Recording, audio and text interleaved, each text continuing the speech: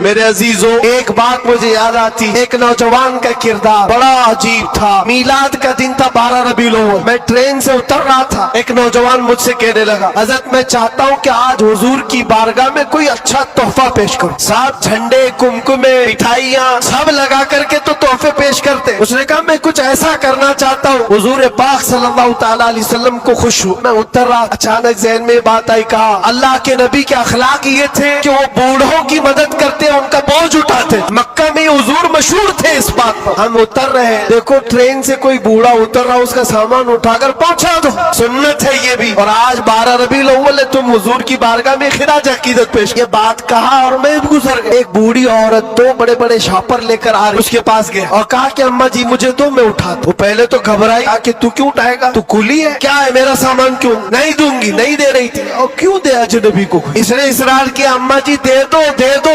اٹھا لوں گا۔ کہا اتنا کیوں کہہ رہا ہے بیٹا، تو سامان لے کے بھاگنا ہے، کیا کرنا ہے؟ اس نے صاف صاف سمجھا، اماں جی بات یہ ہے آج 12 ربیع الاول کی تاریخ ہے، ہمارے پروفٹ محمد صلی اللہ علیہ وسلم کا جنم دن ہے، اور ان کی عادت تھی کہ وہ بوڑھے لوگوں کا بوجھ اپنے ہاتھ اٹھاتے تھے۔ میں چاہتا ہوں کہ ان کا عمل دہراؤں، ان کے اخلاق پر عمل کروں اور میں ان کی روح کو خوش کروں۔ بوڑھی کے دل میں بات آ، لے لے بیٹا، تو تیرے نبی کی بات کر رہا ہے، تمہارا کوئی تہوار کا دن ہے، یہ کرنا ہے تو کرو۔ وہ شاپ پر لے کر کے گیا، اس کو جہاں تک پہنچانا تھا پہنچایا۔ یہ بات آئی گئی گزر گئی، ہم بھی تو سوچتے کہ چھوٹی سی بات۔ 6 مہینے گزر جانے کے بعد اس نوجوان نے مجھ سے کہا کہ حضرت وہ بوڑھی عورت جس کا میں سامان اٹھایا وہ ابھی رابطے میں، کانٹیکٹ میں ابھی آئی اور کہہ رہی ہے کہ بیٹا 6 مہینے گزر گئے، اب تک میں تیرے نبی کا بایو ڈاٹا ہی پڑھ رہی ہوں، اب تک میں ان کے اخلاق ہی پڑھ رہی ہوں۔ کیوں؟